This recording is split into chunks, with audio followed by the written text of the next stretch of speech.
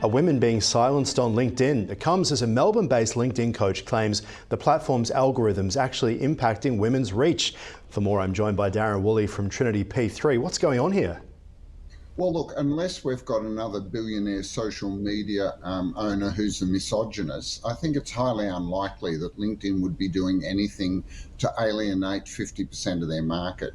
But what I do think here is that they're a victim of what happens in the tech industry, which is all this secrecy and lack of transparency around their algorithms. And it could be because they don't actually know what the algorithms do these days. You know, once they've set them going, they're machine learning or AI, and they just keep optimizing, as they call it, optimizing the content. So it could be that the algorithm has learnt somehow to punish you based on your gender.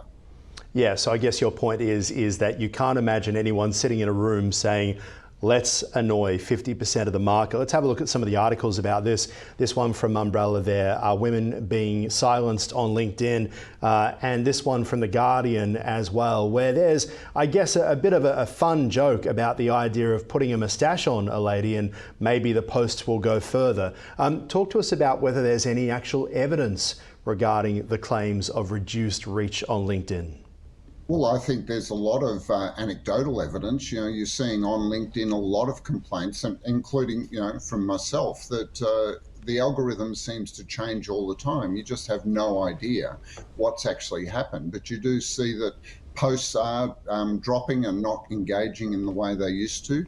It's amazing how the number of impressions seem to be disappearing for the same people. And I think when we saw those experiments that have been reported where people changed their gender only to see when it changed to being male, the numbers grew, and when they changed to being female, they dropped off in most cases. I mean, there are some exceptions to that. And of course, you know, for LinkedIn just to say, please trust us, I think social media platforms like LinkedIn and Meta are really pushing the boundaries of the social license that they expect to have. A lot of the anecdotal evidence I hear from people is that, as you say, reach is changing. And do you think that the algorithm changes occur because in the end, these are companies that make all their money, at least 90% of it, from advertising. And the idea is if you want to get your message out there, boost your post. Yeah, look, and you have to say these businesses are there to make profit. They're nearly all publicly listed. They've got shareholders that want returns. But you also have to ask, do they have a responsibility for actually helping to get a diversity of voices out there?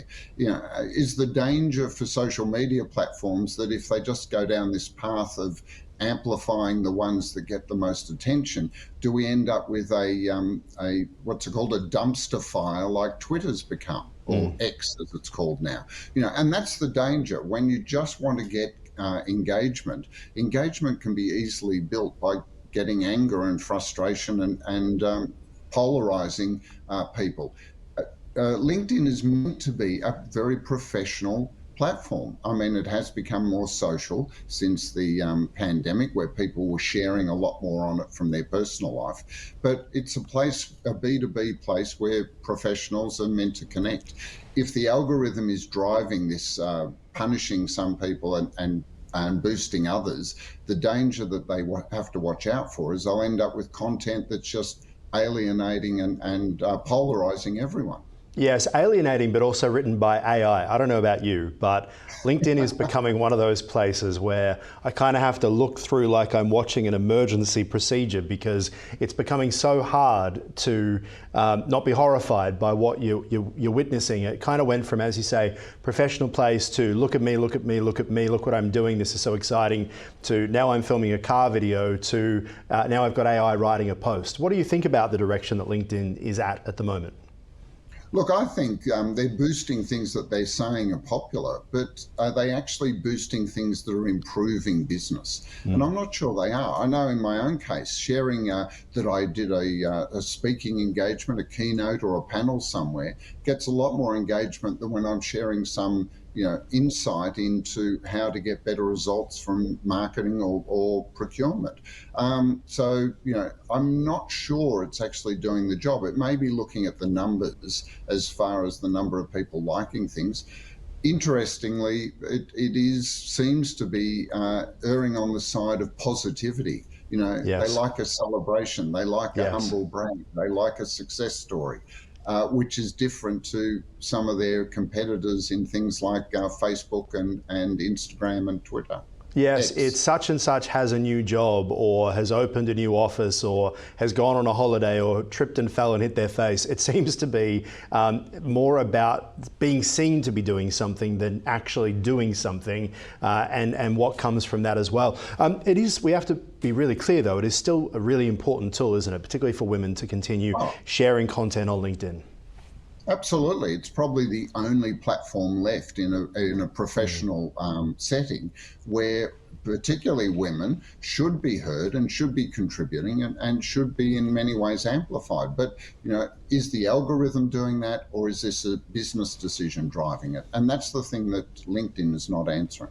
Yeah, very good point. All right, let's move on. Warner Music Group has settled its copyright case with AI music platform Suno, allowing the startup to launch licensed AI models next year amid a changing music industry landscape. This is an interesting one because we've obviously seen the music industry deal with the rise of streaming, then the rise of TikTok. Talk to us about what's happened here.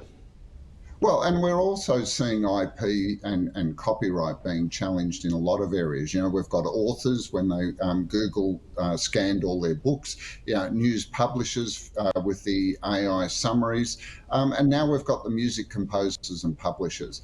The difference here is that, you know, there's not many composers throughout history, whether you think of Lennon-McCartney or even Taylor Swift more recently, or John Williams in movie composing, who have not been inspired by those that have gone before them. And so it'll be interesting to see how the courts land on this. And perhaps that's why the publishers, the music publishers, are not going to court, because in many ways, musicians and composers get their inspiration by those that have gone before them.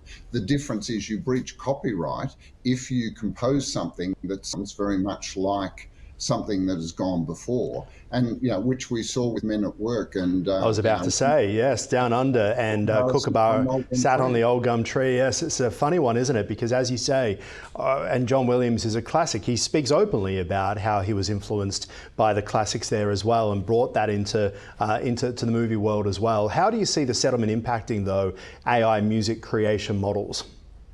Well, I think what we should see is that musicians and composers should have the right to opt in and opt out, first of all.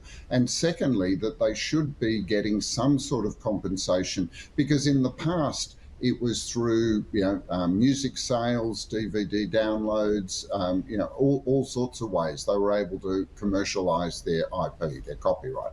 So there should be some type of payment for those that opt in, and those that opt out should be protected. It'll be very difficult to know if, or be able to judge, because, you know, music has got an infinite number of combinations, and whether you've actually breached it or not comes down to, does it sound like it? Yeah, very much. That is a really good point. Does it sound like it? And if you notice that it does, what can you do about it? I mean, you think about the case, as you mentioned, Men at Work. That was a huge case and very controversial at the same time.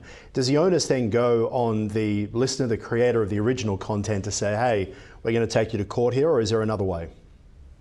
Well, it falls on either the composer or the licensing house, the music licensing company, to actually prosecute that through the courts. The thing that people are confused about with music is that they seem to think it's about the notes written on the page, and it's not. You know, as I've just said a minute ago, it is how, you know, literally a judge listens to two tracks and says, would the average person believe this was based on the other piece of music or not? And that's the judgment. So it can't be solved with an algorithm that says a certain number of notes are different. It has to come down to a human interpretation. But then again, it would have to be a reasonable amount of money, because estimates are to launch without prosecuting that case can cost you $100,000 plus. Wow. Wow. There you go. All right. Sounds great.